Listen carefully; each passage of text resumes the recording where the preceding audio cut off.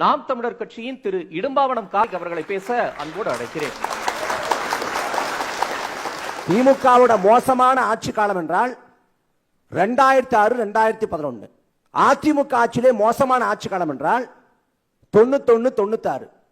இந்த ஆட்சியை விட மிக மோசமான ஆட்சியாக இந்த தாவே காட்சி இருக்க போகுது. 50 நாள்ல அது தெரிஞ்சிருச்சா? 50 நாட்கள்ல ஒரு ஆட்சியை மதிப்பிட முடியாது முழுமையா. ஆனா ஆட்சியோட திசைவழி போக்க சொல்லிடலாம்.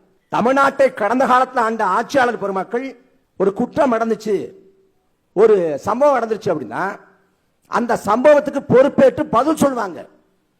அந்த பதில் ஏற்புடையதா இருக்காது. ஆனா தாவேகாவோட தலைவர் முதலமைச்சர் விஜய் அவர்கள் எந்த சம்பவத்துக்கும் பொறுப்பேற்கவே மாட்டார். என் மேல பழி போடுறாங்க, என் மேல பழி போடுறாங்க அப்படின்னு பல்லவி பாடுவார். கரூர்ல 41 பேர் இறந்து போனாங்க. விஜய் திட்டமிட்டு 41 பேரை கொன்றார் என்று சொன்னால் அது பழி போடுறது. யாரும் சொல்லல விஜய் திட்டமிட்டு 41 பேரை கொண்டார்னு யாரும் சொல்லல. அது ஒரு விபத்து. அந்த விபத்துக்கு மூல காரணம் விஜய். ஏன்னா அவரோட காலதாமதம், அங்க இருக்கக்கூடிய மக்களை அவங்க கையாண்ட விதம், அது விபத்துக்கு காரணமா அமையுது. அப்ப அதுக்கு தார்மீக பொறுப்பேற்கணும், விஜய் பொறுப்பேற்கணும் சொன்னா இந்த நொடி வரைக்கும் பொறுப்பேற்கல. ஆனா என்ன சொல்றாரு, என் மேல பழி போடுறாங்க. ஆட்சிக்கு முதல் வாரத்தில் போயிருக்கலாம், ஏன் போகல?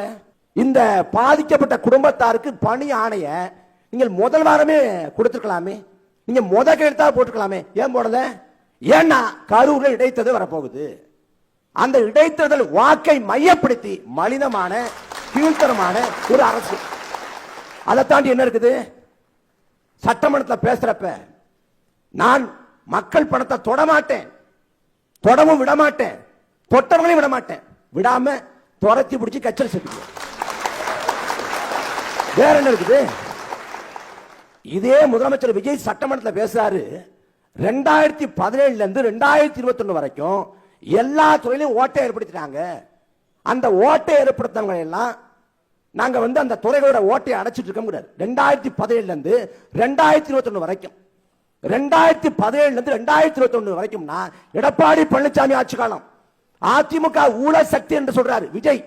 அதிமுக ஊழல் சக்தினா அவர் எம்ஜிஆர் சொல்லல, ஜெயலலிதா சொல்லல, அவர் எடப்பாடி பழனிசாமி ஆட்சி காலத்தை சொல்றாரு. இப்ப என்ன சொல்றாங்க? பள்ளி கல்வித்துறை சிறப்பா செயல்படுது, தனியார் பள்ளிகளின் அந்த ஒப்புதலுக்கு காசே வாங்கலங்கிறாங்க. கடந்த காலம் கேட்டா கடந்த காலத்துல காசு வாங்கினாங்க. 2017 இருந்து 2021 வரைக்கும் பள்ளி